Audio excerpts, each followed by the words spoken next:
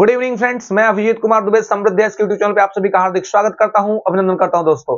तो जैसा कि आप सभी छात्रों को पता है, लेकिन किसी को नहीं पता है, तो मुझे लगता है कि बिहार सरकार को नहीं पता है और बीपीएससी आयोग के चेयरमैन रवि परमार जी जो है ना, इनको शायद लगता है कि नहीं पता है कि किस प्रकार से इस ठिठुरती सर्द में किस प्रकार से 5 दिन हो गया आज हमारे जो छात्र हैं वो पटना राजधानी में गर्दनी बाग में ठिठुरती हुई जो सर्द रातें हैं उसमें अपने सत्याग्रह को संचालित कर रहे हैं और न्याय मांग रहे हैं और कोई सुन नहीं रहा है। ये बड़ी दुखद बात है।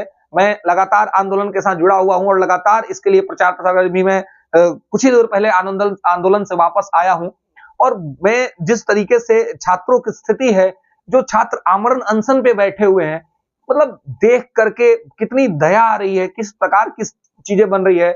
मैं पूरे छात्र समूह से ये आग्रह करूंगा कि आप सब लोग पटना पहुंचिए और सब लोग पटना पहुंच करके शांतिपूर्ण तरीके से हमारे इन छात्रों को सहयोग दीजिए, समर्थन दीजिए, ताकि हमारी जो बहरी सरकार है, जो हमारी गूंगी सरकार है, जो कुछ बोल भी नहीं रही है, ना कुछ कर रही है, और छात्र तो है ही, छात्राएं, लड़कियां ठिठुरती ठंड में लड़कियां, बालिकाएं जो है वो आंदोलन स्तर पे बैठी हुई हैं और कोई पूछ नहीं रहा है जी कि क्या है और क्यों ऐसी चीजें हो रही हैं, और पूछ भी रहे हैं तो केवल आश्वासन मिल रहा है, सफलता नहीं मिल रही है। आखिर क्या डिमांड है साहब, क्या डिमांड है? बहुत छोटा सा डिमांड है। छात्र कहना क्या चाह रहे हैं?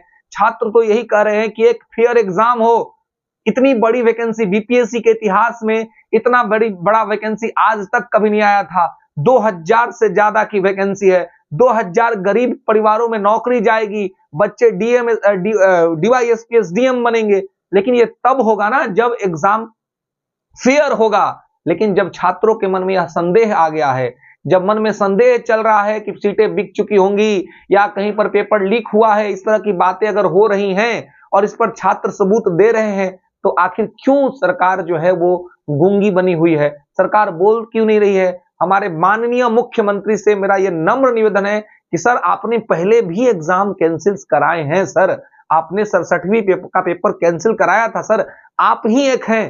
पूरा छात्र बिहार के मुख्यमंत्री श्री नीतीश कुमार जी से आग्रह कर रहा है, उनके तरफ आंख देख रहा है कि एक वही आदमी है जो छात्रों को न्याय दे सकता है। ये डिप्टी चीफ मिनिस्टर्स दोनों लोगों के पास छात्र गए, खास करके जो हमारे जो विजय चौधरी जी हैं, इनके पास जो हमारे छात्र गए, और मतलब कोई ऐसा पॉलिटिशियन नहीं है जिनके पास जो है कि हमारे छात्र जो हैं वो नहीं गए।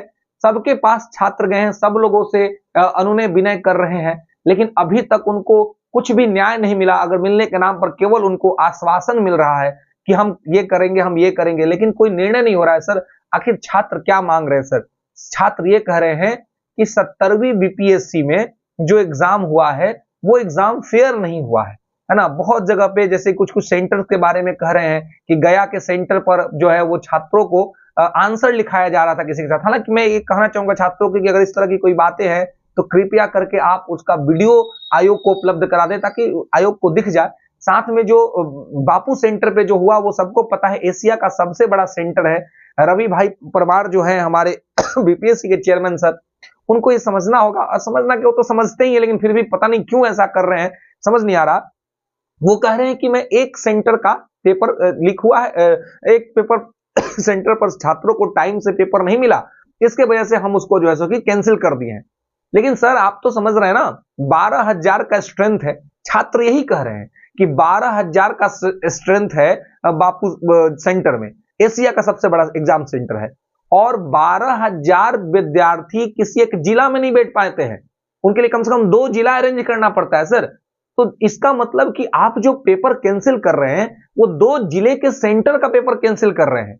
और ऐसे में जब नया पेपर आएगा, ठीक है, आपने प्रेस कॉन्फ्रेंस करके आपने कहा कि हम नॉर्मलाइजेशन नहीं करेंगे, तो आखिर और क्या मेथड होगा? किस मेथड पे आप रिजल्ट रिलीज करिएगा? जिस तरीके के क्वेश्चन के स्तर थे, क्या उस तरह का पेपर बनेगा? और अगर उस तरह का पेपर बनेंगे तो ये 12,000 विद्यार्थियों के लिए तो पेपर बहुत और आसान हो जाएगा। अगर यही ट्रेंड आपने फॉलो किया तो इनको तो पता चल गया कि लूसेंट रट के जाना है और एग्जाम देकर के आना है। आपने पूछा कि कपड़ा मंत्री कौन है, इस बार छात्र ये रट करके जाएंगे कि शिक्षा मंत्री कौन है भारत का। ये स्टैंडर्ड बीपीएससी का नहीं है ना सर। ये तो बीपीएससी का स्टैंडर्ड नहीं है। हमने 68वीं का पेपर देखा, हमने 69वीं का पेपर देखा, इवन 67वीं और 66वीं का भी पेपर इस तरीके का तो नहीं था।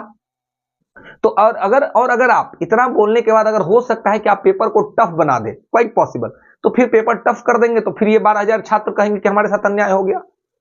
तो सर ये छात्रों का जो डिमांड है उसको सुना जाए, और बहुत कष्ट हो रहा है छात्रों को, बहुत दुख में है, और गरीब आम वंचित कमजोर परिवार के छात्र हैं सर, स्ट्रगल कर रहे हैं, रोड पे हैं, सड़कों पे हैं, पढ़ाई करने वाले ये छात्र, इनको गुंडा ना समझा जाए साहब, इनको गुंडा ना समझा जाए, इनको नेता ना समझा जाए, इनको राजनीतिक तौर पे इनका प्रयोग ना किया जाए। ये ना तो नेता हैं ना ही गुंडा हैं, ये छात्र हैं, ये भविष्य के अधिकारी हैं, ये ऑफिसर बनेंगे फ्यूचर में, ये गुंडा नहीं है सर, आपको समझना पड़ेगा।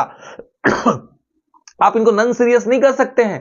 ये सारे जो विद्यार्थी वहां पे बैठे हुए हैं, स्टूडेंट हैं वो, जो संविधान के धाराओं को घोड़ कर पी गए हैं, स्टूडेंट हैं वो जो इतिहास, भूगोल, अर्थव्यवस्था सब जानते हैं, स्टूडेंट हैं वो जो अभी देश का जीडीपी क्या है, राज्य का जीडीपी क्या है, एसजीडीपी क्या है, क्या रेट चल रहा है, पर कैपिटा इनकम क्या है, ये जानने वाले स्टूडेंट हैं वो, मजाक थोड़ी है सर, स्टूडेंट हैं। आप जिन संविधान की दुहाई देते हैं वो संविधान रट के बैठे हुए हैं वो विद्यार्थी, सिविल सर्विस के विद्यार्थी हैं भाई, कैसे वो सीरियस नहीं है, वो सब सीरियस है सर।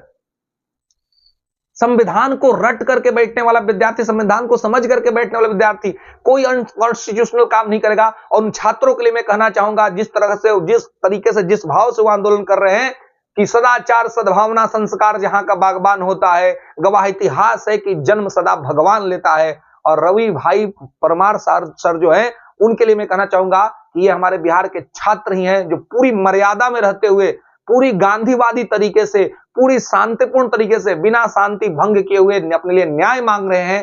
तो माननीय मुख्यमंत्री और आयोग जो है, इन दोनों को उनको न्याय देना चाहिए, उनके साथ जो है वो किसी प्रकार का जो है वो बदसलूकी नहीं होना चाहिए, उनको नन सीरियस नहीं करना चाहिए, उनके आत्मसम्मान को ठेस नहीं पहुंचाना चाहिए। धन्यवाद मित्रों, मैं लगातार आंदोलन के साथ हूं और छात्रों के लिए चाहता हूं कि छात्र हित में न्याय हो। धन्यवाद।